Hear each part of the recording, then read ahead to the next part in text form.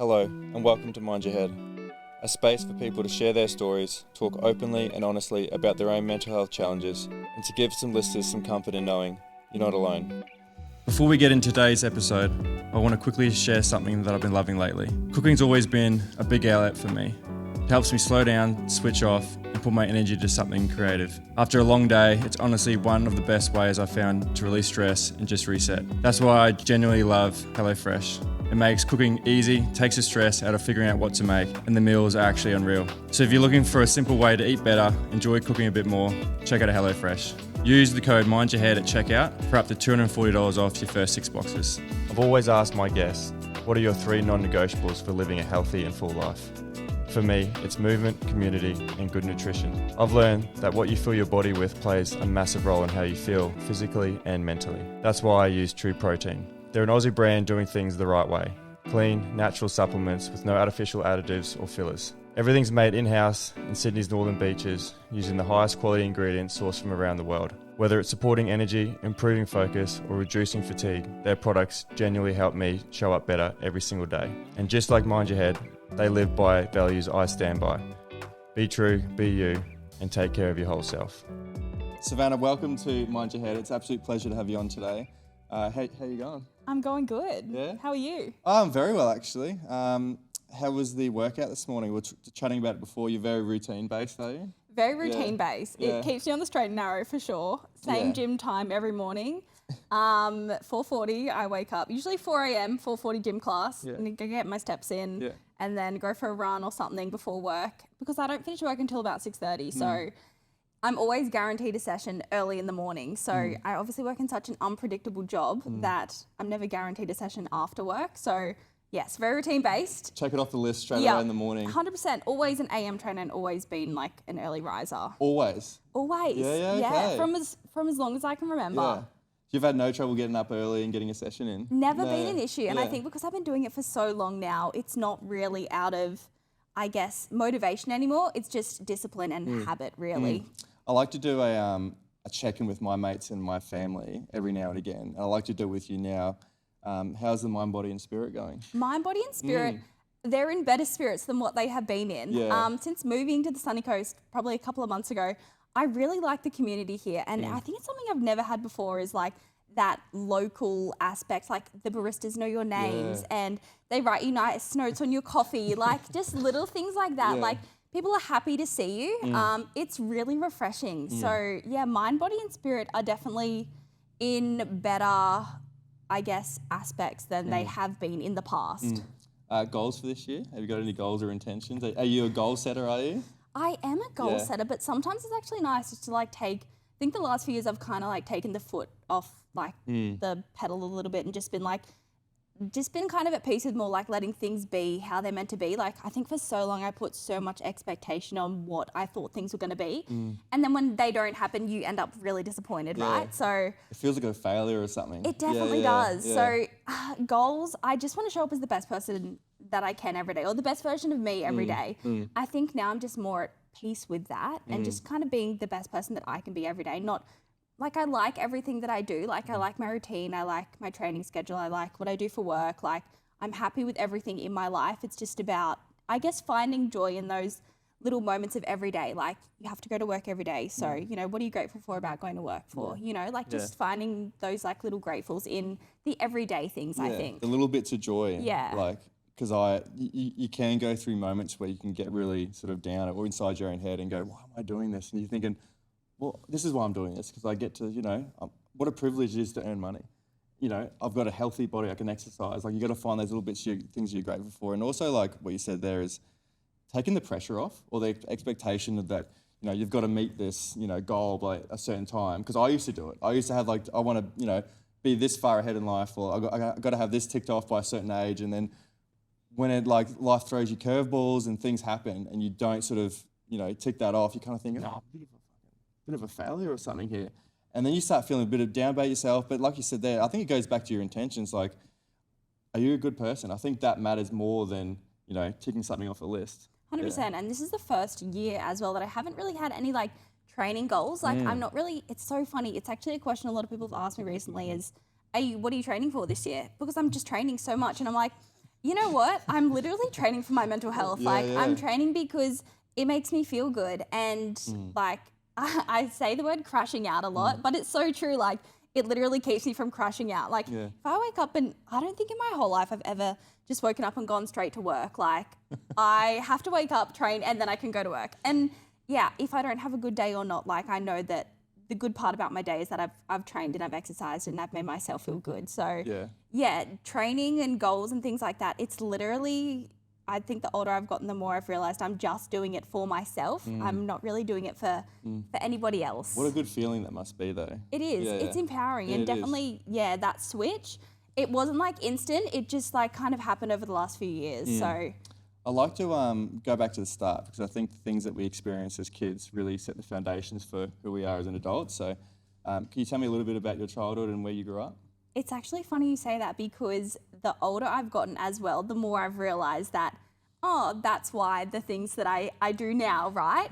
So I grew up on the Gold Coast. From about the age of 8, I was training competitively gymnastics. So I think it was like 25, 30 hours a week there at a point. So I was going to school, going straight to training after. Almost a full-time job. It was. It was a full-time job on top of school. So, and it was all I was really ever known for. I did it for about 10 years till I was about 18, got to level 10, which was my goal always in sport.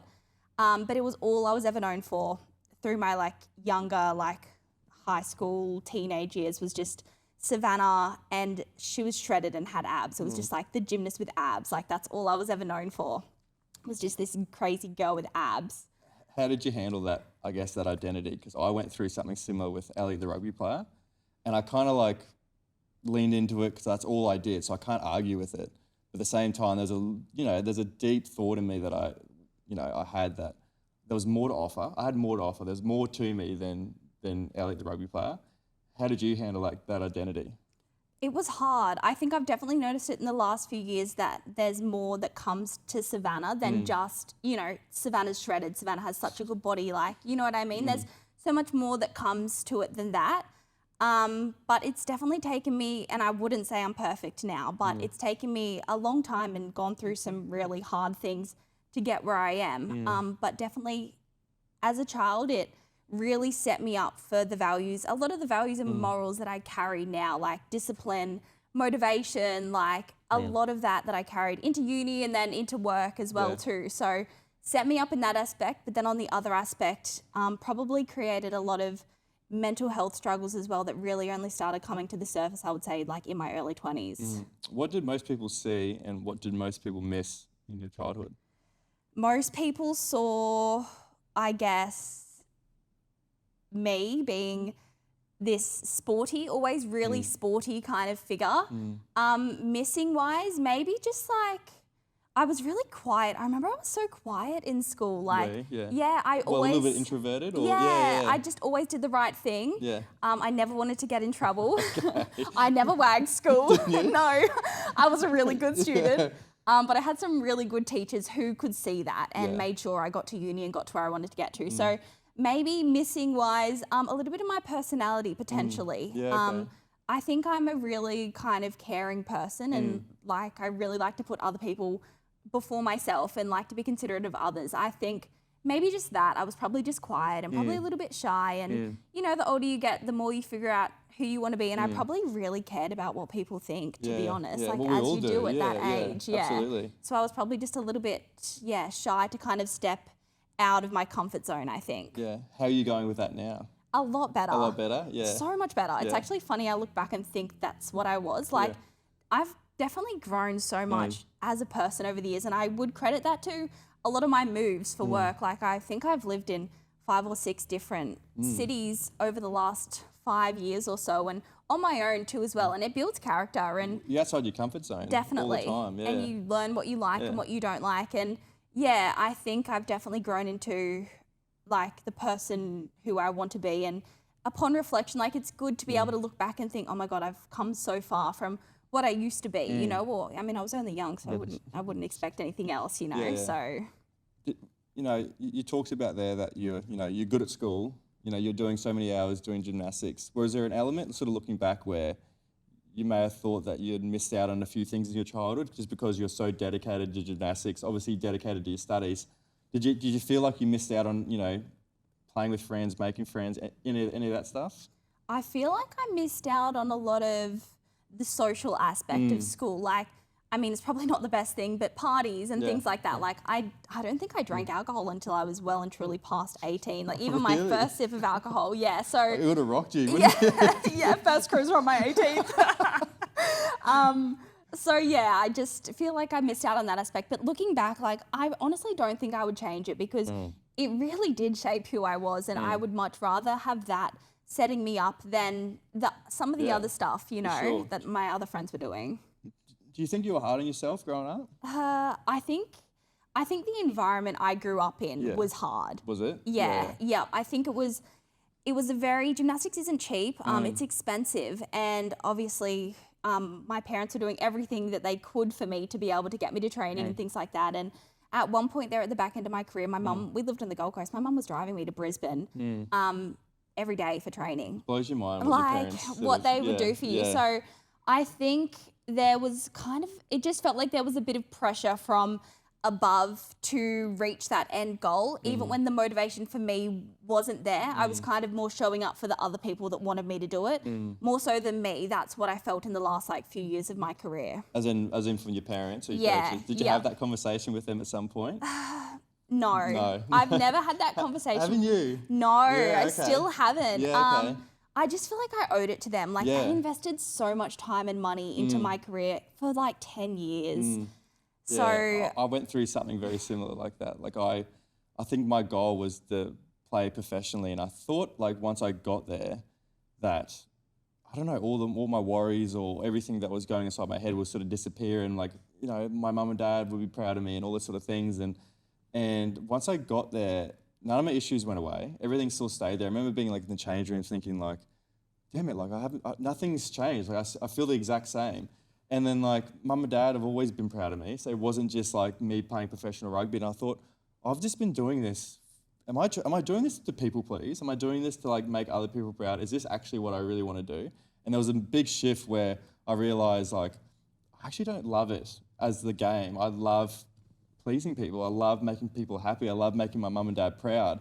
But then realizing mum and dad were we were proud for you from the very beginning. You didn't have to dedicate this whole time and stuff like that. And then I think my want or my drive to, I don't know, maybe similar to you, my want or drive to keep training and playing, and because it's a lot of time, it's a lot of commitment, it's a lot of sacrifice, all started to sort of go away. And then I realized what actually do I want out of life? What else do I like? Because I know I like a lot of things, but it's all been tied up with rugby, and especially with any sort of sport, it takes up so much time of your life. And then once you stop doing it, you go, man, I've actually got so much time to do whatever I want to do. Huge. And I think too, you lose a bit of your identity as well, right? That was probably one thing I struggled when I retired. We call it retiring. Yeah. Well, I was 18 and I retired from gymnastics. Yeah, I call it retiring. Yeah.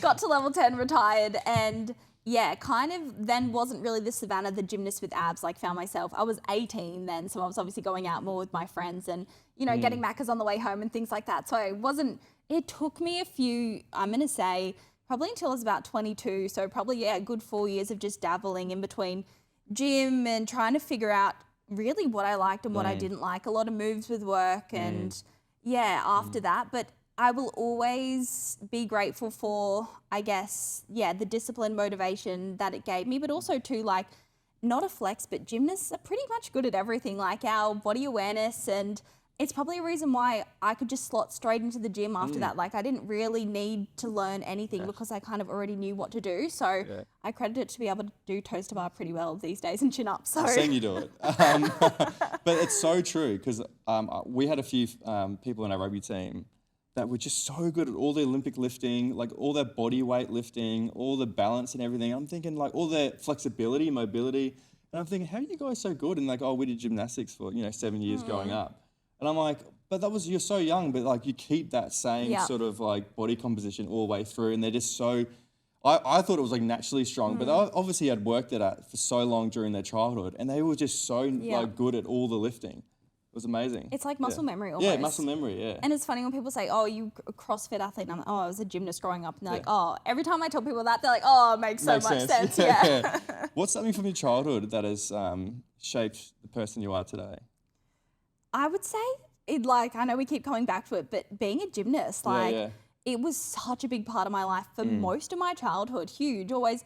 And it also really helped me be really good in school too. Like, I did a lot of dance at school. I was cheerleading captain, if you can believe it or not. I can't actually. Someone being so shy. I came into my shell more in the last 11 and 12. Yeah. But yeah, I think it definitely helped me excel at sport in school too. I was also sport captain. I was able to do sport excellence programs and that kind of thing. So I think, it played such a big part of my life in all aspects. And I really credit it for that. I saw a post that you did, it would have been a while ago, and you talked about your eating disorder. And I remember reading it, and I was, just like, you talked about before, how your identity was, amazing physique, ripped abs and everything. And that's something that I noticed straight away. Obviously, a lot of people do. And when I saw that, it really caught my eye, and I was really interested to understand that, because from the outside looking in, I don't know if you get this a lot, from the outside looking in, it looks like everything's okay, everything's sorted. You're this perfect sort of image, right? But it just goes to show that people are going through stuff that you will never understand. You'll never know unless they sort of be open and talk about it. Do you want to talk about it? How funny is it that, that's why I always try to be so kind to people, because you have no idea what's happening behind closed doors. That's why I just try and smile and just be nice to everybody, because you have no idea what's going on behind closed doors. And it's so easy to judge a book by its cover and just say, their life's great. They've got it all sorted out. Look at them. But then some of those people are going through things that are unimaginable, that just, they put on a brave face, or they, want to make other people happy, that makes them happy. But you just have no clue about what's going on. I find TikTok a platform, it probably would have been on TikTok. I find TikTok a platform where I can be a lot more vulnerable. I feel like it's because I don't know a lot of the people on there that follow me. Whereas Instagram, it's people for years and years and years, like your friends and people you've known for years on there. I feel like I know a lot more of my followers on Instagram than I do on TikTok. Does that make it harder when people know you? Absolutely. It does, yeah, okay. 100%. Yeah. And it's so funny, like I say, I don't care what people think, but I think deep down, we all do. And I think it's so hard because, I come across as this identity of, wow, Saavanah, she's so fit, she trains so hard, but then behind closed doors, I feel like I'm such a fraud because I have these problems with eating, and, it's really and it's hard. I've definitely, probably the last 6 months, I've made huge progress than ever before in it. And it's just because I've been talking about it more and opening up to so many more people about it. It was probably just my mum. I've really only opened up to my mum about it maybe a few years ago. For a while, it was just me and mum there trying to battle through it, and then started opening up to more of my friends about it and my struggles. And then, a lot more people kind of started to know what was going on. And I think it was kind of well, this is why this is happening, or, this is why I'm not feeling great today, or, How did it feel, sort of, because I can imagine, did you feel a bit of shame or guilt or embarrassment around it? Because I obviously gone through some mental health struggles too, and they're the same feelings that I got, where I didn't want anyone to know. I didn't want any of my friends to know. I was like, what are they going to think of me? And it wasn't until I started sort of talking about it, and sort of just little bits, sort of talking to some friends, and then building up the courage and confidence to actually have conversations, and having a support network where they didn't judge you. They sort of welcomed you and made you feel seen and heard. How was that sort of opening up for the first time and receiving, that support?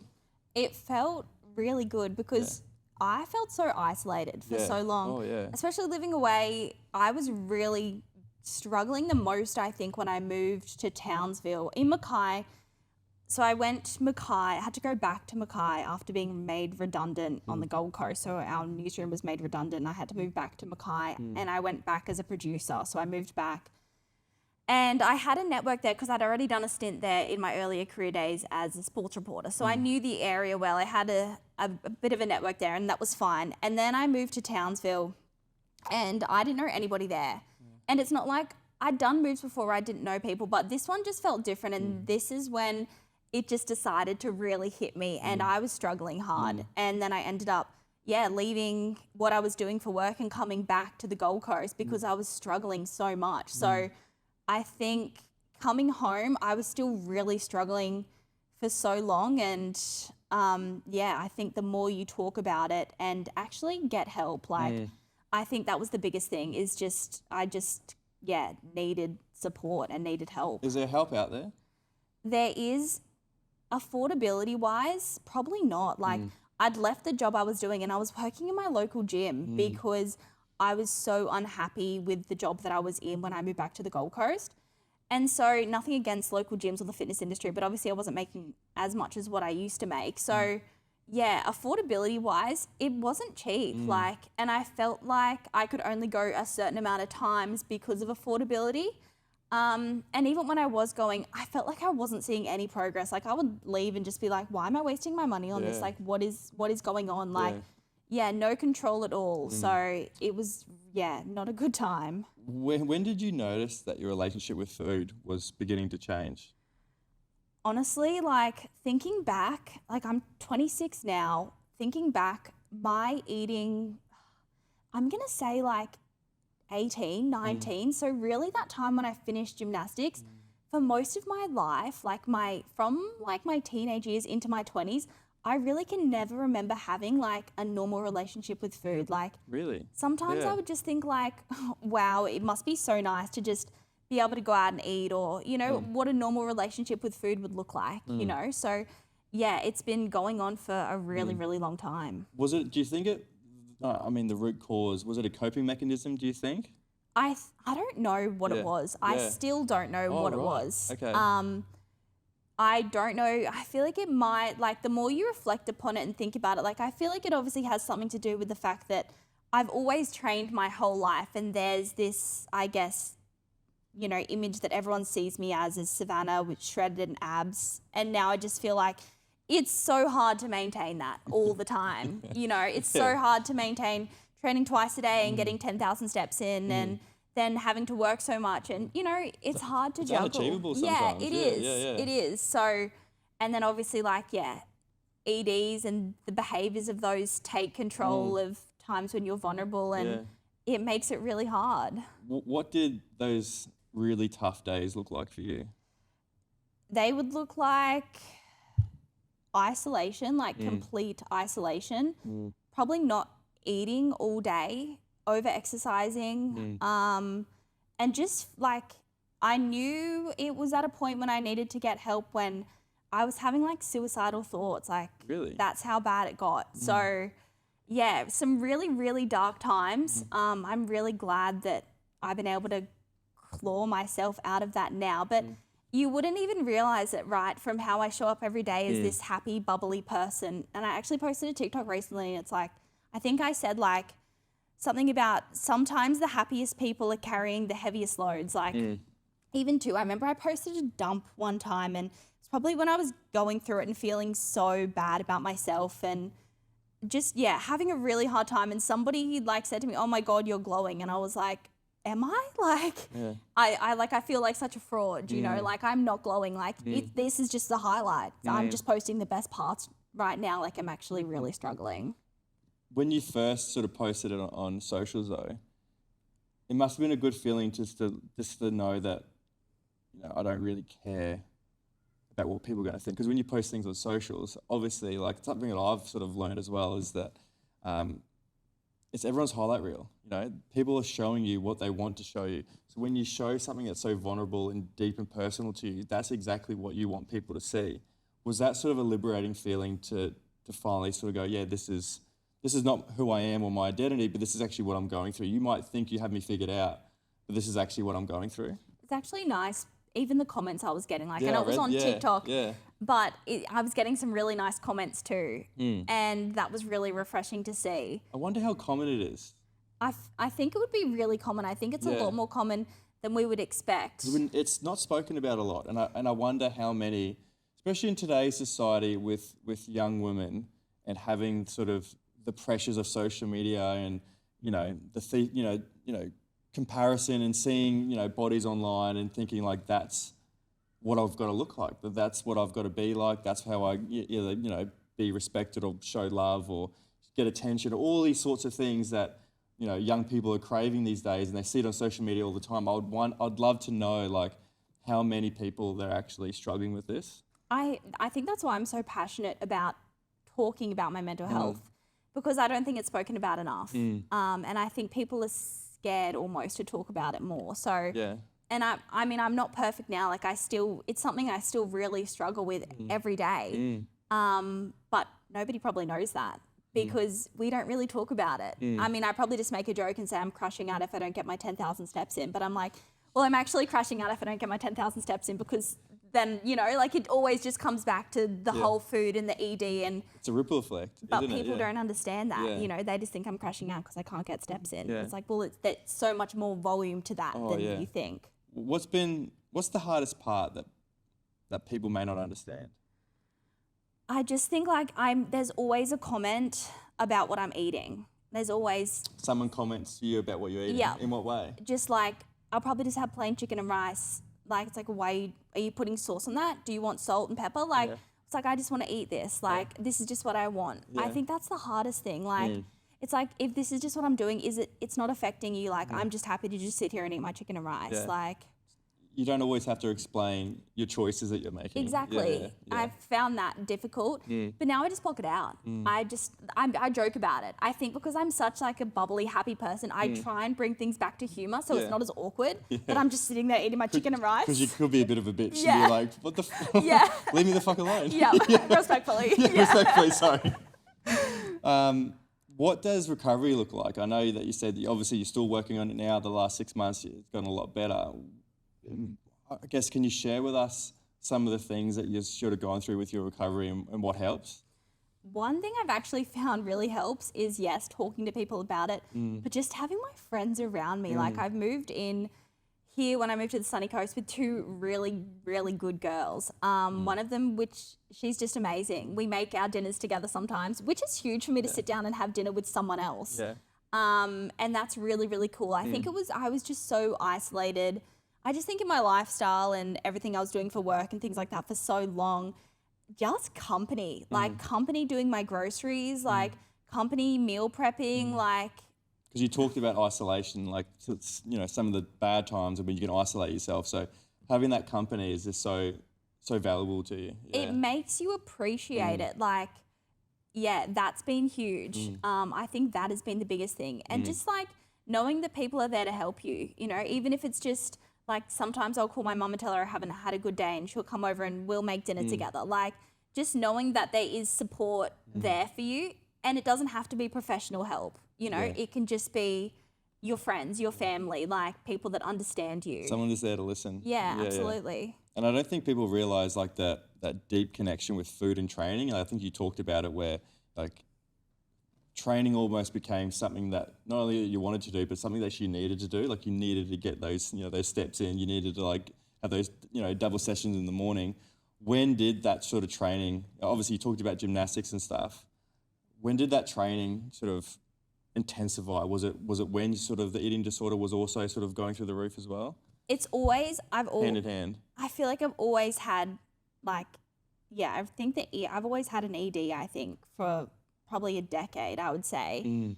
And it probably the last 5 years, it's gotten worse. And it gets worse when I'm, I think, put in harder situations at work. Like if I have a big week at work and I lose my routine, or because I'm in an industry where it's so unpredictable. Like if I don't get my session in, it's almost the end of the world. No, I'm with you. I'm there with you. I mean, it might sound silly to some people, but it's true. I can't express how, that's exactly how I feel, where it's my therapy. Like, people will look at, exercising in gym and go, that's a chore, or that, what an effort that is. It's the easiest thing in my day. It's the easiest thing in my day. I get to go out and go for a workout. And it's my therapy. Like, a lot of people...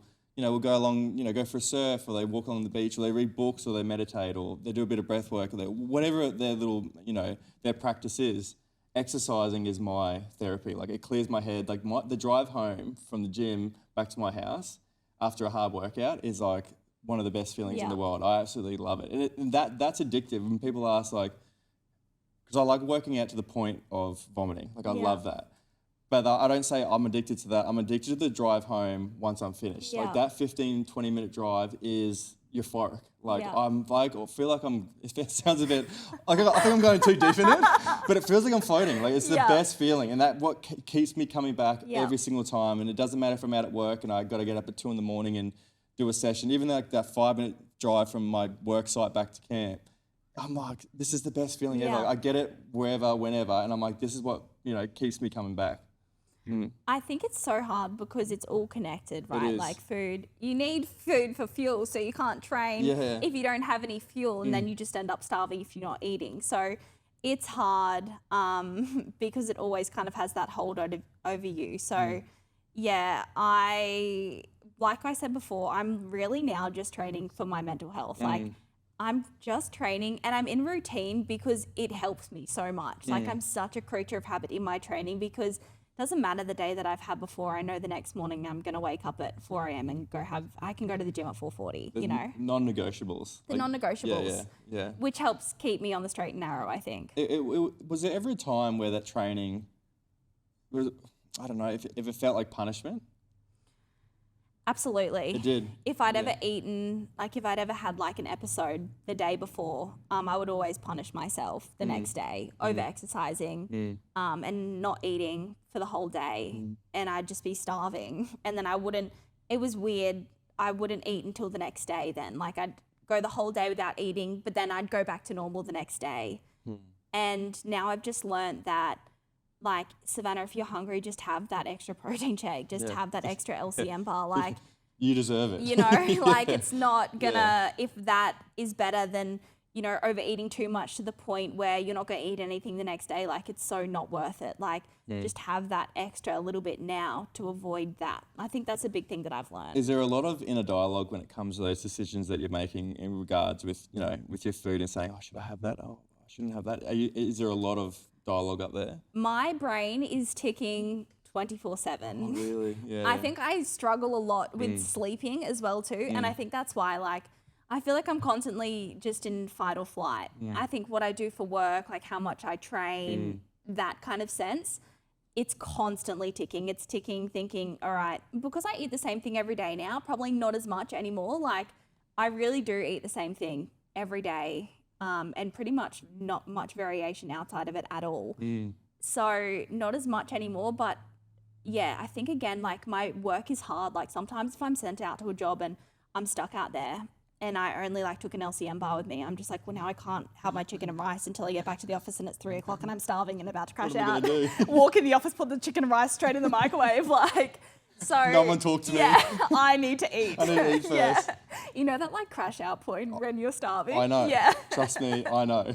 Do you feel like I guess what you see, especially in the gym culture and that weight loss culture or the skinny trends, do you reckon they're shifting in the way women see themselves, even they see their own body, the body image?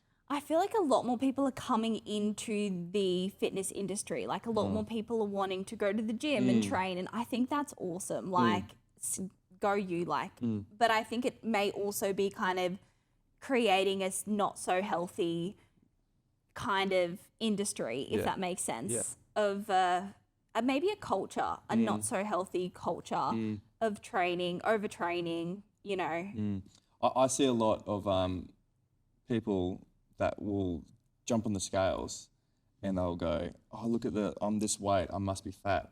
And I'm thinking, don't look at the scales. Like, stay away from the scales, because, like, I get on the scales and if you look at the, the body composition index, whatever it is, it tells me I'm overweight. So I'm like, don't look at the scales, just start loving the body that you want to, be, and just make small changes in your diet or in your training, whatever it is. But, like, I think people hold so much value in, like, stepping on the scales and seeing that whatever number it is and going, oh, I must be overweight. I've come to the point, I can't remember the last time I weighed myself now. Oh, good. Because it's too much. Like, even too, like, my build genetically, I think it's a combination of muscle memory and genetics, which is why I am the way that I am.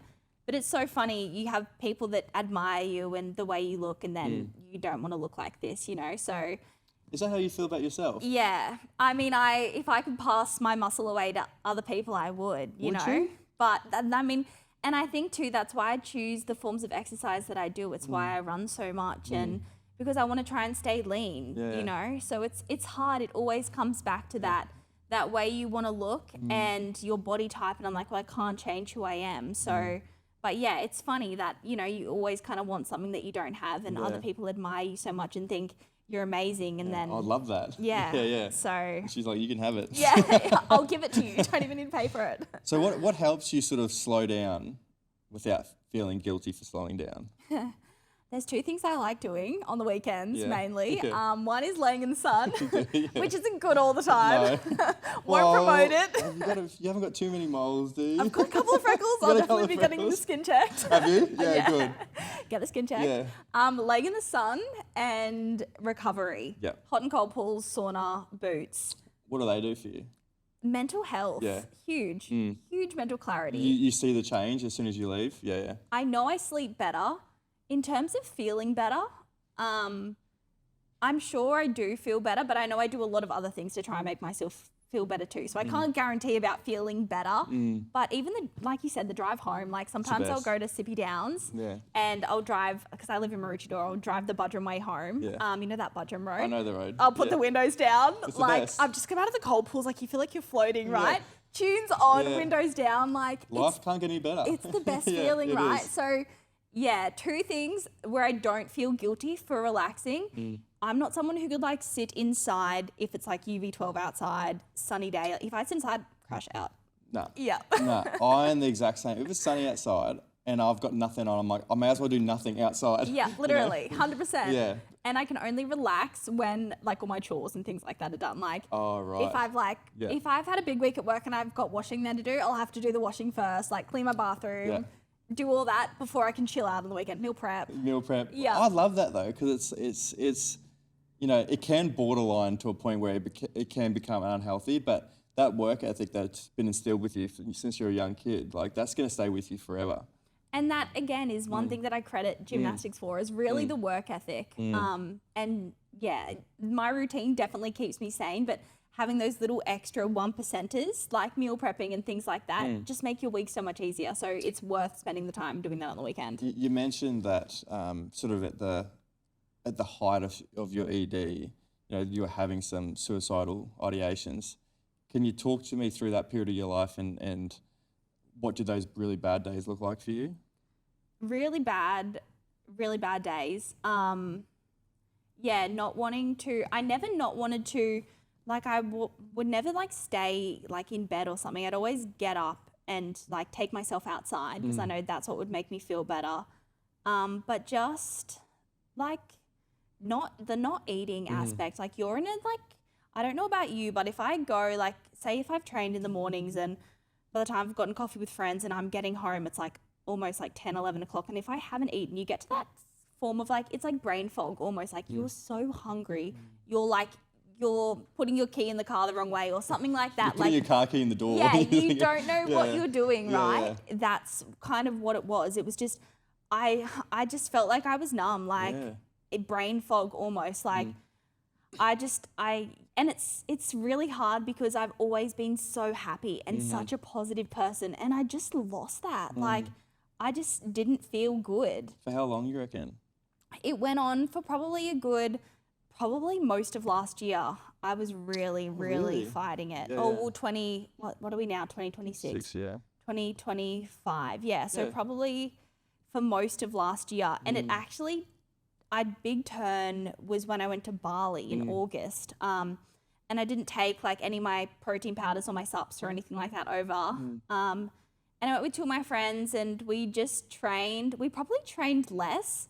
And I was still eating really clean, but I think I came back so much leaner because I was training less. Like it was crazy. Like it was a big switching point. And I think just being around two other like-minded people who were also we were all eating at the same time together every day. And like, we would just like go-jacking all our meals. So like there wasn't like that temptation to be eating a lot of food, you know, because you've got to be quite mindful, obviously, what you're eating over there. So That was a big turning point for me, and I think then coming back, and then I moved up here, and then I've moved in with these two great girls. That's kind of carried on. Like, obviously I've had a few rough days here and there, but things have definitely looked up a lot since that trip.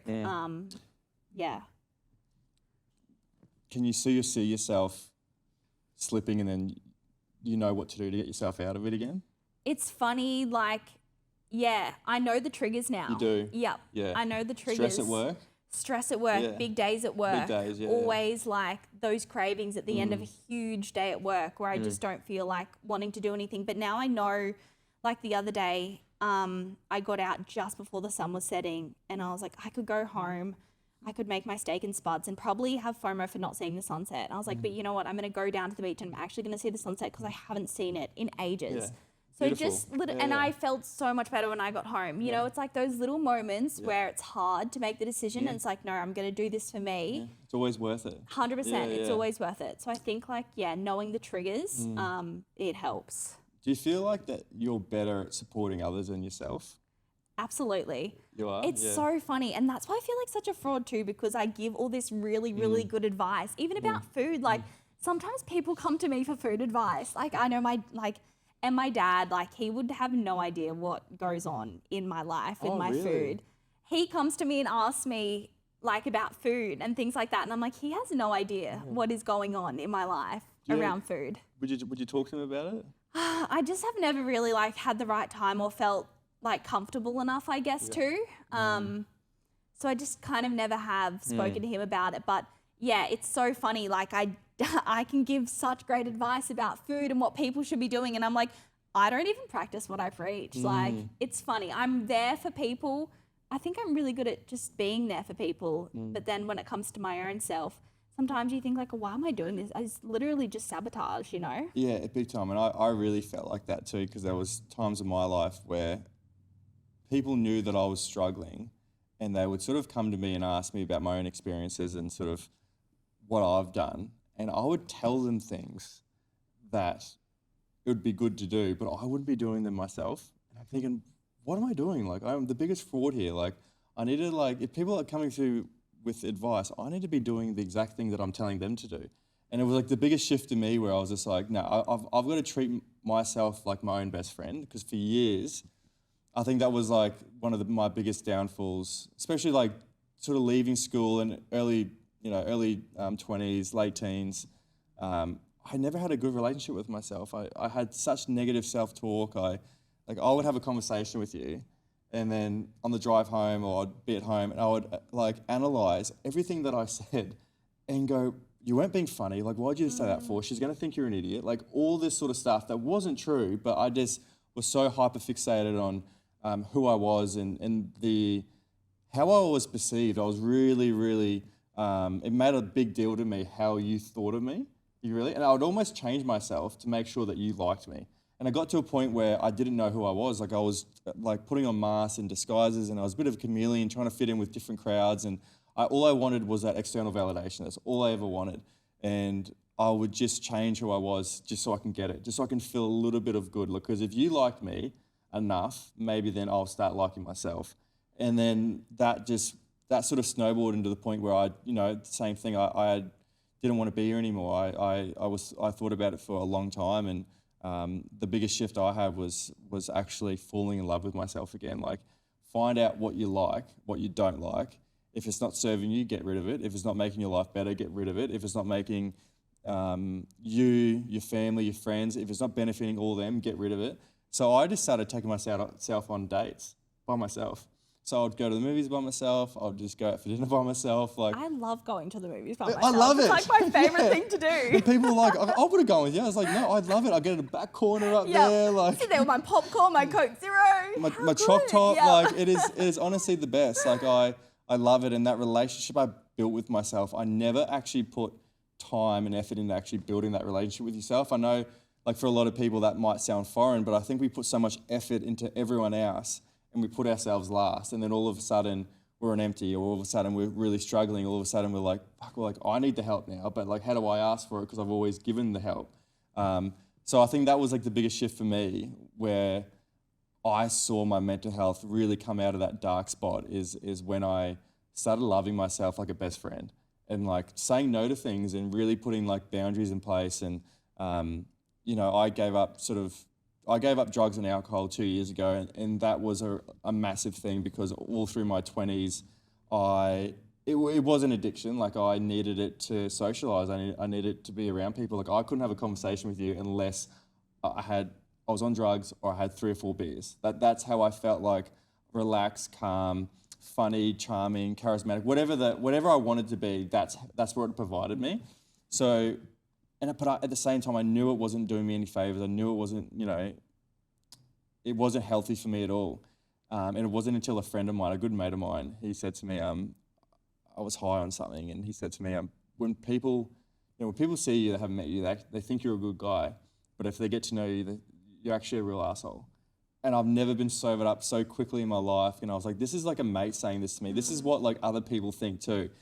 And I just thought, no, I'm sick of like trying to be someone that I'm not. I'm sick of, pretending that I like this, like going out and drinking and all this sort of stuff. And I just removed it. Like I just cut it out altogether. But what I didn't realize is when I cut it all out, it made me face the things that I was numbing in the first place. So like, why was I so anxious around social situations? Like, why was I so, scared or, to talk to people?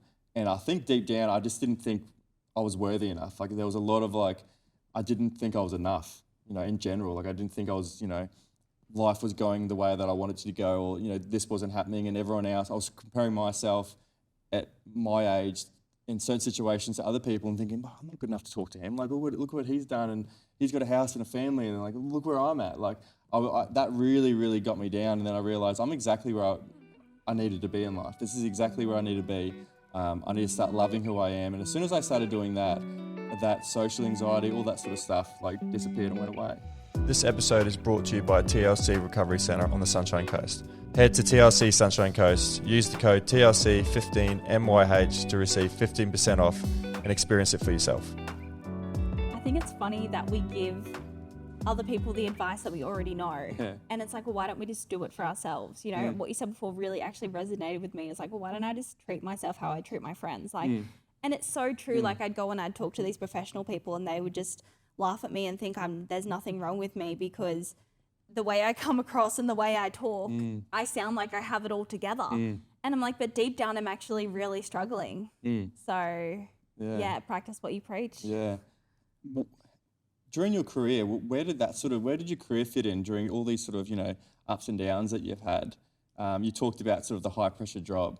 How did you sort of handle having all these things, behind the scenes, but then also have to show up for work and be on TV and almost, you're laughing now, but almost like, in the lack of a better word, like perform and be like, I got some shit going on back home, but I got a job to do today.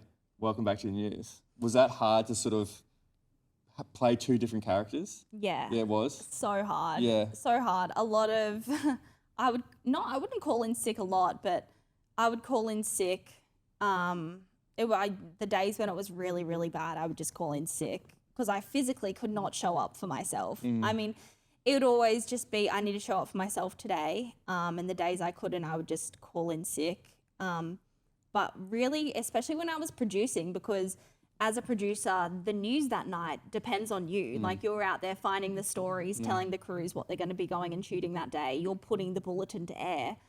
And yeah, if I wasn't there, then the news wasn't happening. So that was really, really hard. Yeah, it was just like but it was good. I kind of liked when I had work because it kept me busy and it kept me distracted because it's so busy. You don't have time to think about anything else. In the day, you barely have time to eat your lunch really. Like you're sitting at your desk eating your lunch while you're watching your interviews. Like it's full on. So it was good in that sense is that it was so busy. It kept me really busy. Sometimes if I had the days, if I took a sick day or something, I'm like, what am I going to do today? Like, my house is already clean. Like, I've already sauntered this many times this week. Like, it's unhealthy if I do it again. What am I going to do? So, yeah. What parts of the job that you love? Being on camera, I think. You love that? I love it, yeah. Even as a kid, I remember I would always just be filming myself on my mum's phone, like, pretending to be a reporter. It was so funny. And it actually came, I think Mum and I, we were driving to training one day after school, and I was getting like to year 11 where I had to start picking my subjects for what I was going to do for year 12 so I could go to uni. Because I guess that was just always what you kind of did. Like you went to school and then you went to uni. Like that was just how it kind of went. So it was just, well, what are you going to do at uni? And Mum said, well, what about journalism? And I was like, what's journalism? Like I didn't even really know. Yeah. And then like I said before, my really good teachers made sure I got into journalism. And I just kind of fell into TV, really. I graduated, so I went to Griffith on the Gold Coast, and then after 3 years there, I got my first job was in Stanthorpe. I don't know if it's like out near like Warwick, like west of the Gold Coast, 3 hours west. I know where that is. That was my first job out of right. uni. So went out there, very keen, eager, like 19-year-old. Green behind the ears. Yep, Like, so keen. Yeah. Did about a year out there, and then COVID happened. Yeah. That paper was made redundant. Yeah.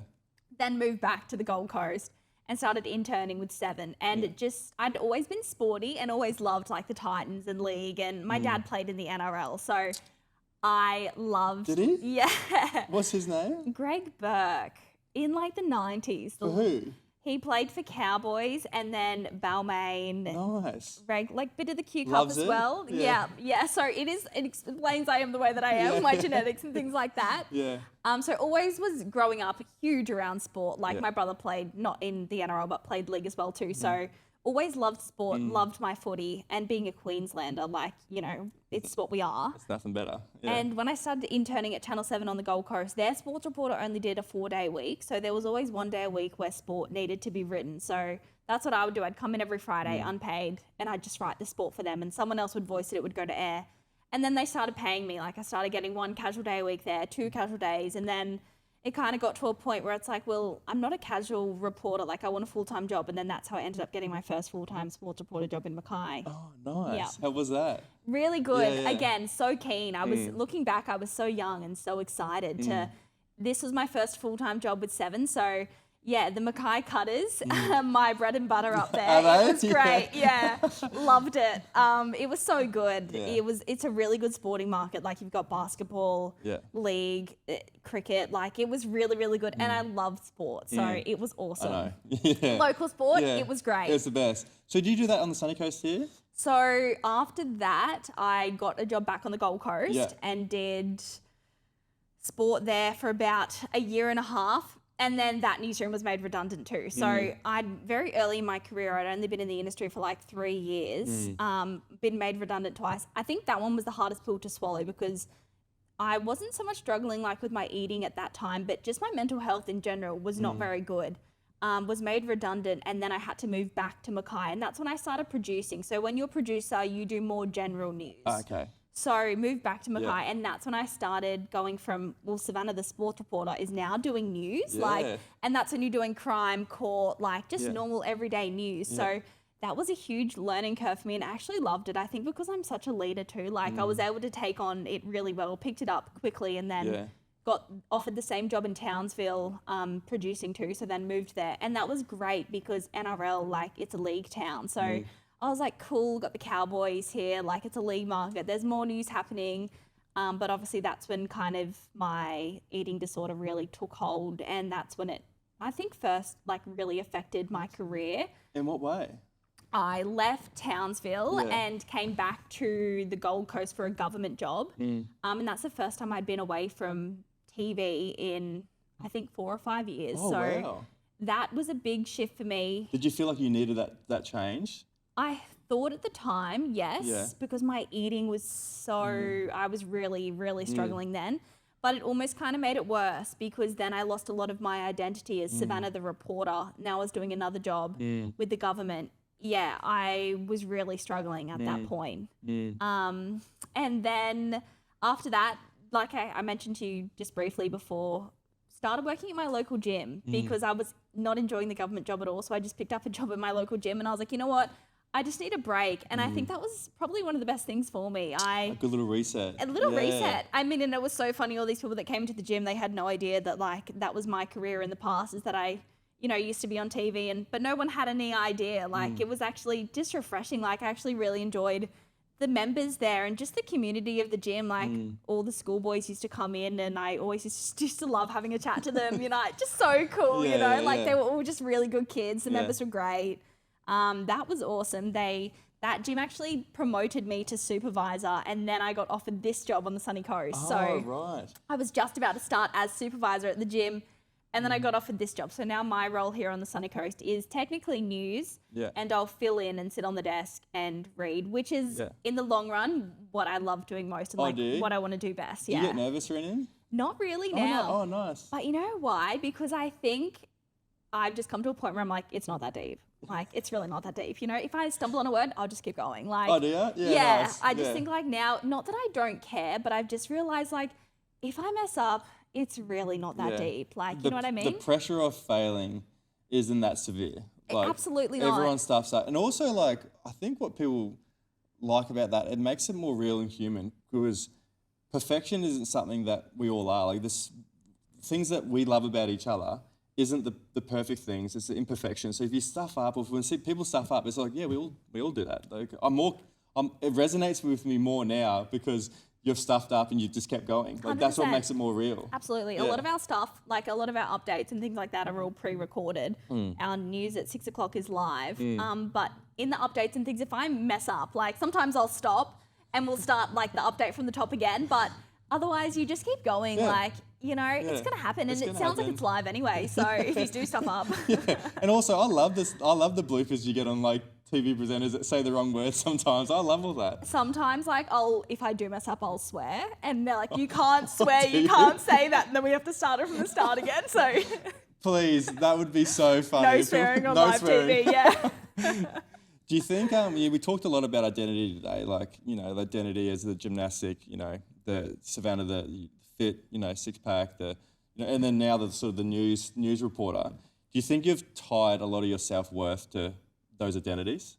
Absolutely, 100%. And I think it's hard to being able to come back into the industry, like having a little break, that 6-month break where I was just in my local gym and being able to come back. I just came back with such a refreshing attitude. I was just so happy to be there because I knew it just gave me a new sense of gratitude for the industry and for the role. Like, it's such a hard role. And I remember one day we were driving somewhere, me and my cameraman, and it was such a beautiful day outside. I think it was like New Year's Day or something, and we really don't get public holidays off that often, so we were working. It was the beautiful day, sunny weather, was awesome. There were so many people out on the beach, all these holiday makers, and we're driving, going to a job, about to do an interview or something somewhere. And my cameraman said, I wish we didn't have to work today, or, Channel 9 get an extra week off. And I just thought about it, and I thought back to when I was working at that job that I just really did not like. And I was like, it's really not that deep. I was like, but how lucky are we to be doing this job right here where we live on the Sunny Coast? Could be worse. It could be. We could be digging holes right now. I remember on my 18th birthday, I was in the army and I was digging a trench in the pouring rain. If anyone's been to Singleton in New South Wales, it is the most miserable place. And I was on my 18th birthday, I was digging a pit, and I just remember myself like, what am I doing here? Like the following year, I was sort of out in Brisbane and stuff like that. And I'm thinking, I will always remember my 18th birthday. When people talk about the 18th birthday, I will always remember me digging a hole in the ground. I think it always could be worse. Like you could always have a worse job somewhere else. And like you said before, how beautiful is it on the Sunny Coast that you get to call this a job? You get to go out, you obviously tell these stories, but also if you just slow down for a minute and look around and go, how grateful are we for what we've got? And this is the first time I've been doing the job that I want to do in the location that I want to live. I think living Mackay, regional Queensland, it's great. I always I was so homesick to go home to the Gold Coast. That's all I ever wanted to do was I just wanted to get back to the Gold Coast. I wanted to work on the Gold Coast. And then since moving here, I've lived here for almost 6 months now. I haven't been home once. Oh, I was going to ask you that. I haven't been home to the Gold Coast once. I think I've been once for maybe a shoot or two, but Stop. I haven't been home once. What's your mum reckon? Well, mums actually live up here now. Mum lives up here. Well, that's but okay. my dad's still down there. Oh, okay. But yeah, I haven't been back. So you still got friends and family down the Gold Coast? Obviously your dad. My dad is there. My brother's there. Yeah. I've got some fam in Sid, but yeah, I haven't been back. That's classic, eh? Yeah, I'm like, I just love it here so much. You're a sunny coaster now. We've claimed you. Yeah, I'm happy to be here. I went through. I don't know if you went through a stage where you're through your recovery where you're seeing a therapist. I'm not too sure. Even for your mental health struggles, I'm not too sure if you're seeing a therapist. But one of the things that my therapist got me to do, and it is it's a bit hard when you do it for yourself, but she asked me to name 3 things that I like about myself, and it's so easy to do that with a mate. Like you can always, one of your best mates go, I love these 3 qualities from you. But when it's yourself, you're kind of thinking like, oh, what do you love about yourself? So I'm going to ask you that question now. I'll give you a little bit of time. Yeah, I know. Because it is hard to sort of sit and think and go, okay, what are those qualities that I really love about myself? Because you do battle that internal dialogue, like I'm not good enough, I'm not worthy enough, I need to be better at this. But deep down there are qualities. Because if I ask one of your friends, they'll go, oh, Saavanah, she's the best friend ever. So what are the things that you like about yourself? I think I really like my compassion and consideration for just my compassion and consideration. Like, I think I really do try to be considerate for others. Like, if something happens or, if I walk into a gym class and I see someone who's new, I'll try and be really nice to them because I know what it's like walking into a gym class when you don't know anybody, How daunting it is. Yeah, absolutely. Yeah. So I think I really try to be compassionate and considerate. I think I'm really determined and motivated. I think I can show up for myself, and I don't show up for anybody else. I show up for me every day. Like, I love being the best version of me. And like I said to you earlier, I think that just comes down to doing it for so long now. It's not motivation anymore. It's discipline, and it's because it makes me feel good. And I think just kindness, like as well too, like you don't know what someone is going through behind closed doors. So, a smile or saying good morning to a stranger as you walk past them on the path, like you don't know how much that could impact their day. So it's the smallest things that we take for granted sometimes. Little things, just like that, just being a good person. I try to be a really good person because I think what you put out there is what you get back. So yeah. What does peace look for you right now? Peace. I feel like I'm actually pretty close to that right now. Are you? Just being unbothered, just unbothered by other people's, I guess, opinions and just kind of outside noise. I'm very just like worried about me. I'm worried about what I'm doing. That's peace, I think. Like, obviously there's a lot going on in the back with all of my struggles, but I find staying to my routine and showing up for myself every day, it helps me stay. It's like a tightrope almost. It feels like I'm on a tightrope.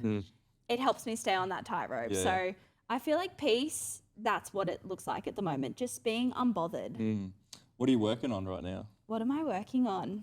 I think I'm working on just, I guess, being the best version of me. I feel like that's always a work. That's always something to work on. I guess it's never a destination either. Like I always thought, like I was very destination driven with a lot of things in my life where once I got there, like, the top of one mountain's like the bottom of another. And as soon as you reach something, it's, it's on to the next thing. And especially with like mental health and what I've sort of learned over the years with mental health and even loving yourself, it's never going to be a destination. It's more so a direction. So, you're never going to get to a point where your mental health is always going to be good. Like life throws so many curveballs and roadblocks and everything like that. But as long as you're sort of heading towards that same direction, like you have got those sort of practices that you do to keep you on that tightrope, you're always going to be heading towards that right direction. And I just think doing things that I know make me feel good, like waking up, training, getting my coffee in the morning, watching the sunrise, like there's nothing more that I love than doing that. So doing things that I know that make me feel good and I'll feel better because of it. I've got some quick fire questions to finish. Yep. So you can answer these quickly as long as you want. Okay. What would you tell someone who looks fine on the outside but is struggling privately? It gets better. It gets better? It gets better. What do you want your life to feel like over the next couple of years? Peace, I think. Yeah. Unbotheredness, just enjoying where I live and the lifestyle. Something that you're proud of? how far I've come, I think, in my career. I'm proud of that, of how much work I've put in over the past few years to be where I am. Yeah. Do you have higher aspirations with work? It's actually, like I said earlier too, it's actually nice, like, not having any expectations, because I had expectations, like I wanted to be the sports reporter on the Gold Coast for so long, and then when that was just quickly taken away from me when, you know, the newsroom was made redundant, I think after that I just kind of let go of what I thought my life was going to look like, and I've just kind of like let things be. I think I'm at a point now where I'm happy to let things be how they're meant to be, you know. And what stage are you with your recovery? Obviously, it's something that I gather that it's going to be a continuous daily, practice that you've got to implement in your life. Where are you at with your recovery? I'm doing a lot better. You are, yeah. I'm doing a lot better. My mentals are so much better. Yeah, nice. Which is really good. I think I'm at a point from where I look back, 12 months ago to where I am now, like completely different. So yeah, I know I'm definitely not perfect, but I'm doing the things that I know keep me in check and keep me online, and, avoiding those triggers, and like I know those now. So, and just having those supportive people around me, which definitely helps. What's your proudest moment? My proudest moment, that's hard to pick just one. Okay, this is my proudest moment. I'd always wanted to sit on the desk and be a sports presenter. Yeah. And it's always what I've wanted to do. And a few years ago, I was kind of told by higher up that I just would never be able to do that. Really? I just wasn't good enough. I'd never be able to do it. And that was a really hard pill to swallow. And it was right before I'd left Seven, I came down to the Sunny Coast Newsroom because we pre-record all our bulletins from here for our regional markets. And it was my last week with Seven, and I was about to leave and go to that other job on the Gold Coast. And I think it was like my second or last day, and I was just working from the newsroom here, but still producing Townsville news. And they needed a sports reader, and it just came out of nowhere. And I just said, well, I can do it. And yeah, I got to read the sport that night, and everyone was so impressed at how effortlessly I did. And I think it was the first time in my career I'd actually felt in that moment it was exactly what I was meant to be doing. And I was like, yep. So every time I sit on the desk, I'm like, yep, we're on. Proving people wrong too. Yeah. And I love that. Yeah. I love proving people wrong. And I'm like, well, look at me now. Like you said I couldn't do it, and I'm here doing it. It's funny, because like that was a big theme in my life where I was so driven and motivated to do things purely out of the fact that someone said I couldn't do it. And I'm thinking, am I doing this to prove me right, or am I doing it to prove me wrong? I was like, which one is it? I remember like even starting the podcast, I was really still deep in the insecure part of me where I knew I had more to offer, but all I did was play rugby. And we had a game night with a group of friends, and they didn't know, because I never voiced it, so they never understood those deep insecurities around me thinking I wasn't worthy enough and me thinking that I had more to offer. But I always internalized it, and we had a game night, and I just put it out there, and I just said, I wouldn't mind starting a podcast. And a group of people, who I shall not name, because I'm still friends with them, and they didn't mean it like this, but they sort of chuckled and they said, what would you talk about rugby? And had a little snickering sort of laugh. I just saw red. I got so angry. It triggered the exact thing that I was so insecure about for years. And that, literally the next week I started it. I was just so fed up with that, because I was like, nah, that is the line in the sand. And the next week I started, and I wonder if that's the push I needed. Is that the motivation or the extra motivation or whatever it is? Maybe I was ready to jump, but that extra, people sort of taking the piss out of me about it, which they didn't mean in a sinister sort of way. They just meant it as a joke, because that's all I did was play rugby. So I can see their side of it, but internally I was fuming. I was just nah, I'm not going to sit back and let people have this perception of me. And it's funny how I love proving people wrong. I think sometimes we, put so much expectation on ourselves for it to turn out a certain way. And then when it turns out even better, you're like, oh, well, I'm actually glad that it didn't turn out that way. I'm glad that you said no to me, because it's actually better right now. Exactly. Look at me now. And I think everything that's happened has definitely shaped me as the person that I am, but it happened for a reason, because I wouldn't be here without it. And it's hard to sort of learn to let go and stop trying to control everything, and realize in a spiritual sort of way that the universe is sort of working for you. 100%. There is times in my life where I was the universe is working against me. like they're not working It for me. hates me. It hates me. But it's only till like years gone by, and then you can actually sit down and reflect and actually analyze the things that have happened at that certain point in time. You realize, like, I'm in the exact spot that I've always wanted to be in. I just didn't think I was going to take this route to get there, but I'm there.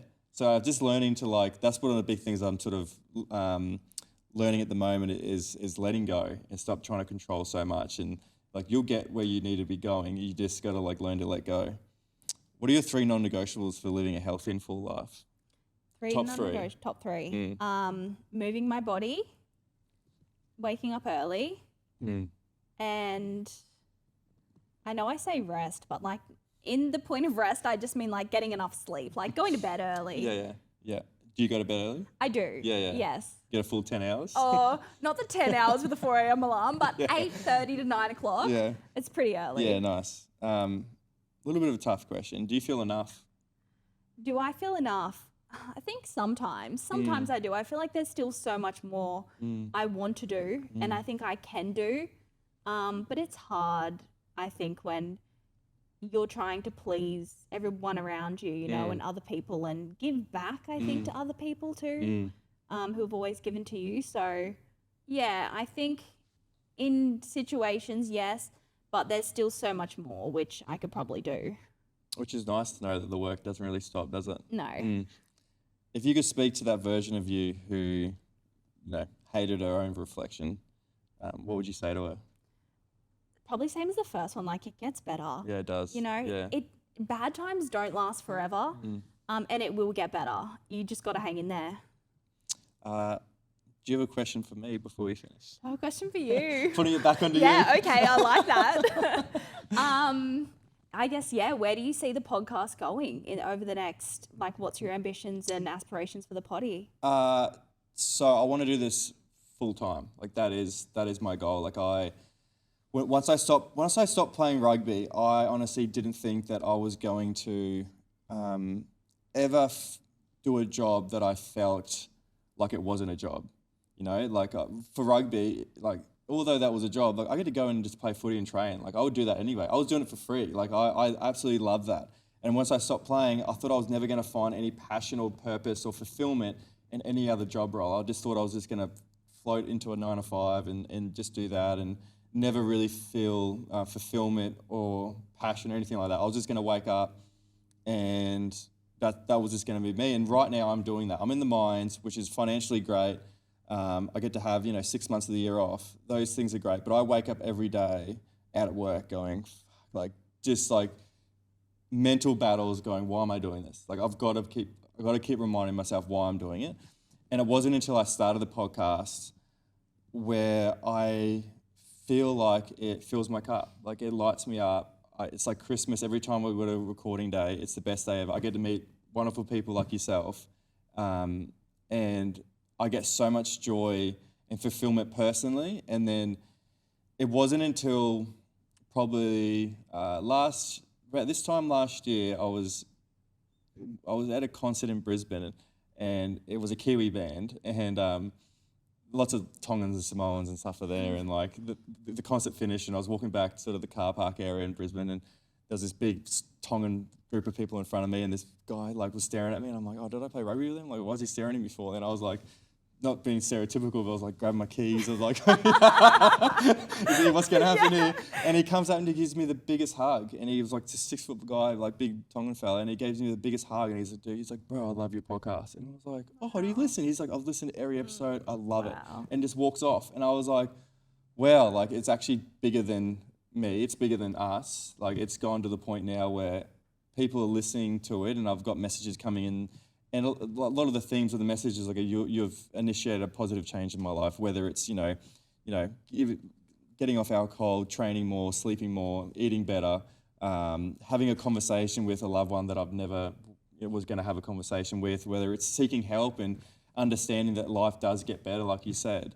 That's when I've realised, like, oh yeah, I think I could do this full time. Like, not only do I think that, but this is actually really what I want to do, because every time I come in here, I have so much, like I said, joy and fulfillment. So for the next, right now we're in the process of I'm in Harry's help me out with this as well. But yeah, going full time, like I want to get out of the mines. I already told my boss in the mines, I was like, don't put me forward for any more training, for any more promotions. He's like, oh, well, what's going on? I'm like, I'm out here. Like, I'm just saying, like, I've got this podcast back home. He knows about it. And he's just like, oh, good on you, mate. Like, this is obviously a tough gig. If that lights you up, and my rule is like, when I was playing rugby, I would wake up and for the first 3 seconds, if you didn't love it, like you're doing something wrong.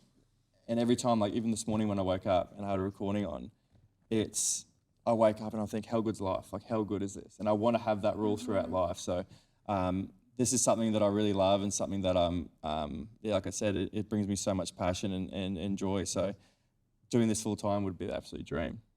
I think it's definitely something that needs to be spoken about more, mental health and opening up to people. Yeah, like especially like, women are so good. Even in your case where, you've gone through your own struggles, it was even a battle for you to sort of be open about it. Like everyone has got their own shit going on. Like what I've realised, and even like with all the listeners, people have got their own shit going on. Like everyone's fighting some sort of demons, and everyone trying to do the right thing and put on a brave face and be kind and polite to each other. But deep down, they'll go back home and they're fighting something. They've lost a loved one, or something's going on in their life. And I think, especially with men, like I know a lot of men in my rugby circles where we've lost a lot of players in that, especially in that retirement transition when you go from professional, sport to getting a real job. Like that transition period is so hard for athletes, and I've lost a lot of sort of friends to suicide, and it's something that it's still a taboo subject. It's still like that stigma around it. I know that it's going to take generations. Like I had a guy come on the podcast and he specialises in sort of mental health and talks a lot about like that. And one of the questions was like, I feel like there's so much noise around it. Like there's so much initiatives and charities and money being poured into mental health, but the stats, they aren't changing like at all. And he said to me, he goes, unfortunately, this is pretty brutally honest. He said, it's taken us generations to get into this spot. Like it's taken, so many generations for us to be in this spot. Unfortunately, it's going to take generations for us to get out of it, but it's just going to be small changes. So what we're doing now is that we're modelling this sort of behaviour to the young people coming up. So a lot of my work now is obviously chatting with people my own age and older, but a lot of my intentions is the young kids coming through grades, coming through school, coming through footy clubs. Like I want them to understand that they don't need to fit in to feel like they belong, or that I don't want them to change who they are just to feel like they fit into a group of people, like especially in the rugby club and that rugby culture where doing drugs and alcohol is so common, and it's such a normalised thing where I didn't feel like that was me, but I wanted to fit in too. So I want people to feel like they belong exactly like who they are. And I want these young kids to realise like, you will go through some tough times. Like just because, I talked to a young kid and he was, the problems at school were like, they took his soccer ball off him. And, in the adult world, grand scheme of things, it seems like such a little problem. But for that little boy, that's a 10 out of 10 for him. Just because it's a 1 out of 10 for us because we've gone through some stuff, that's still like a hard moment in his life. So I think understanding that these kids are going to go through hard things and like making sure they feel validated and heard and not sort of just like brushed away just because you don't see it as a big issue. Like I think I would love to be more involved in schools and with kids and understand that like, and just to give them a little bit more awareness and understanding and maybe tools that they can use to go out into school, after school, that they can implement where they know that life's going to be tough. Like they know, I don't want to sugarcoat it. I don't want to like kids get this false sense of security where they're in bubble wrap and they get into the real world and they go, fuck, this is actually pretty tough. Like, what am I going to do here? I want the kids to be sort of have that resilience earlier on and understand that like there will be some tough times but here are the things and the correct things that you can do to sort of get yourself out of those tough times. Because when I was growing up, if you had tough times, you would go to the pub with your mates. And they didn't make anything better. They either bottled it up, and drinking obviously is terrible when you're in a bad mental health space. It's terrible for you anyway, but they're the things that I really want to change while I'm doing this, yeah. Well, I mean, upon reflection today, that's kind of where it all starts, you know, is when you're younger. So I Yeah. feel like the more kind of involvement you can have with kids will be great. For sure. I've got a little surprise for you. No, not another one.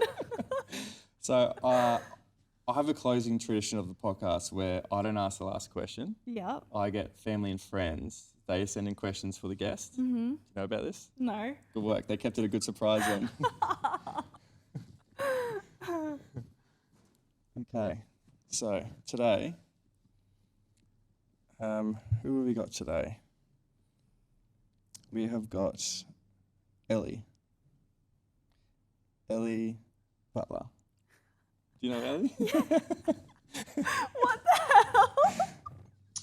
Hey sis, it's Ellie, and I have a question for you, and that is, how do you show up for yourself on the days that you don't feel 100%? Forever proud of you and love you so much. Oh, nice. She knows. She knows? She knows. Does she? Yeah. Yeah, huge support for me. Yeah. She was one of the girls that I went with Bali with last year. Yeah. And yeah, literally like the best trip ever. We were just training and laying in the sun and go decking chicken and rice, like being in that environment together. Just being with someone so like-minded is the best. It's the best thing ever. But to answer a question, how do I show up for myself? I've probably been talking about it for most of the potty anyway, but just doing the things that I know make me feel good, you know, going to gym, getting my coffee, getting my steps in, ocean swim. Like usually by the time, like I mainly start work around 8:30. Before I go to work, I have either trained, walked, run, done something, gotten a coffee and dipped in the ocean and gotten home, and I'm at my desk at 8:30 ready to go. Little things like that. It seems like you're very good at either saying no to things and putting boundaries in place, because it seems like nothing gets in the way of you ticking off those things that are non-negotiables for you.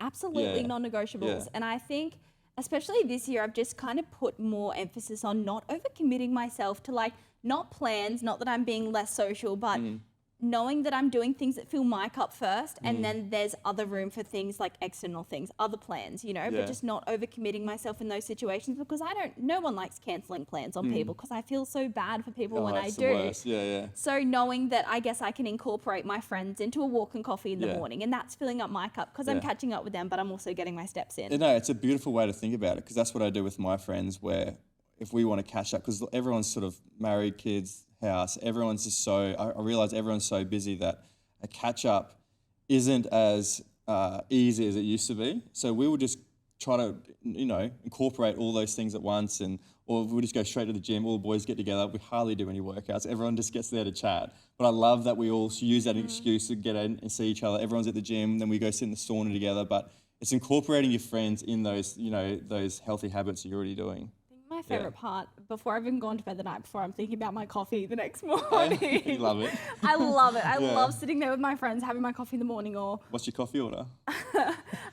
If it's, I've actually been a bit converted lately, but always almond latte, extra hot with honey, because I drink it so quickly. I need it hot. Okay. And a barista recently said to me, only old people get extra hot. I'm like, oh, really? Why is that? You keep your opinions to yourself. I was like, okay, cool. Because apparently when you get older, you lose your taste buds more. So I was like, that's not me. I just I'm 26. I'm still young. I'm not 30 yet. Settle down. Yeah, we've got one more. Okay. Taylor? Hey Sam, it's Tay. I just wanted to show you how proud I am of you and the person that you're becoming. The way that you show up every day, not only just for your training, but for your mindset and growth, honestly, is so inspiring, not only for myself, but so many other individuals. You have no idea. The questions that I would like to ask you today is... What happened there? We lost her. Behind all the positivity that we all see, what is your biggest challenge in fitness that people don't usually see, and how has this changed you as the person that you are today? Another question. Do you want to answer the first question? There's two. Yeah, there's two. Put me in the hot seat. Yeah. So Taylor, I lived with her when I was in Mackay. Oh. Both times. Oh, right. And met her at World Gym. believe yeah, it or cool. not. Yeah. Little World Gym connection. Yeah, Yeah, yeah. sick. Okay. People don't see. It's so funny. People think I'm such a good runner and I'm so fast. I'm like, I'm not. I'm struggling. Like, Oh, I really, dear? I only Yeah. really started running a few years ago when Yeah. I tried to like meet some more like-minded people and Yeah. break out of a like circle I was in the Gold Coast. Yeah. And yeah, it's hard. Running is so hard. And It's different fitness, eh? 100%. Once I stopped playing rugby, I was like, we did so much running that I was like, I never would want to run again in my entire life. So I got back into swimming. I used to do swimming. yeah, I love swimming. And we went down to the country pool, went and did squad training, and the guy was like, what's your level? I was like, I was pretty good. Like, I was pretty good before rugby. And the guy was like, oh, righto then. And then I went into like intermediate, and then he was like, you need to go beginner. Like, I had these old, and no disrespect to the old people, the seniors, but they were flogging me. And I just didn't realize like that type of fitness is so foreign. If you don't do it for a long time, like even my shoulder, my flexibility, my shoulder was cracking because all the rugby fitness and everything like that. And I just thought, man, I'm so out of my depth there. But it's the same as running. Like if you're not good at running, it's a tough. It's really tough thing. hard. Yeah. I just think, showing up for yourself every day, no matter if it's going to be a good run or not, you know, just showing up and getting it done. And you don't always have to be the fastest. Like just start somewhere. I know a lot of people think I don't run because I can't run or I'm too slow. It's like, we'll just go and start somewhere. Like I couldn't run 5Ks when I first started running. Like, And the run clubs, or I don't know if you're doing run clubs, they're so welcoming. It's a great community to get around because it's full judgment, no judgmental. Like everyone's just like, whatever you can do. Just it's more like that social community side of it. But yeah, it's such a good thing for your body as well. and a good way to make friends, I think, too, Yeah. as well. Do you get a runner's high or anything? I just love, like, I think I love running more because I can listen to my tunes. Like, I Yeah. love it. 2 AirPods in, like, tunes on, like. I don't drive to work. I'm close enough to walk to work now, so I don't get do that. ya? I don't Oh, get that nice. drive to work Yeah. like you get. You get to put like 2 or 3 favorite songs Yeah. on. Like, I don't get that anymore. So I love, like, I can't wait to like listen to my playlist or Yeah, go nice. for a run. And yeah, I feel like that gives me a bit of the runner's high. Beautiful. This is the second question. I have. So looking ahead, how do you see your life and fitness journey unfolding? And what do you hope to create for yourself in the future? Good question. So much, babe, and what's up to you very soon? Fitness journey, what do you hope for the future? Wow, huge. Yeah. Well, I think I said to you earlier, this is the first year that I haven't had any, like, I think last year I had like 3 half marathons in a row. Like, Oh, did you? yeah, this year I don't have anything planned, like nothing planned. Yeah. They're like, what are you training for? And I'm like, nothing. Like, I don't have anything planned. So I think now it's a lifestyle for me. It's got nothing to do with I'm training for something, you know, I'm on and off. I'm really not. I'm just mental health, lifestyle. So I just see it unfolding as like a form of my life, really. Like it is really such a big part of my identity in my life, but I also do it because it makes me feel really good too, you know? So that's kind of how I see it unfolding into the future. And hopefully my knees and my ankles and all my joints can hold it together. Honestly, as I it is. enter my older years. It is. years. It is that bad. I did a run last year from Maroochydore to Noosa and back.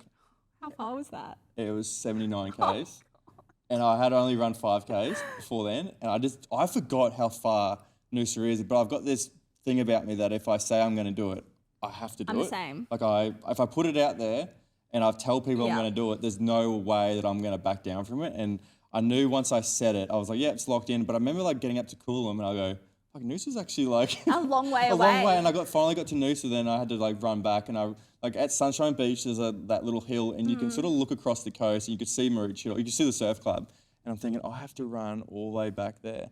But it was such like a life-changing moment where you sort of really wanted to quit but you didn't. 100%. And I think we all got to go through that same spot where you got to find out what your limit is. You got to find out what you're sort of made of. And I always was just wondering, what am I capable of? Like really, if I really like push my body to its limit, like what can I actually achieve? I think that is huge. Yeah. And that's why I love running as Yeah. well too, is because it puts me in that it's not easy. And I love things that are challenging. Yeah. I mean, I can go into the gym and do a workout and push myself. And sometimes I'm not saying I'm an athlete and not saying it's a flex, but sometimes you don't even break a sweat. Do you know what I mean? But I love running because it's so hard, and it pushes you places where you physically think you can't go anymore. So I feel like it's such a like everyone can run, and I feel like it's such a test of your mind rather than your body. Obviously, you can do things to to get yourself a better runner and fitness levels and all that sort of thing, but a lot of it's like up here. 100%. Like, how far can I go? How many times can I just keep putting one foot in front of the other?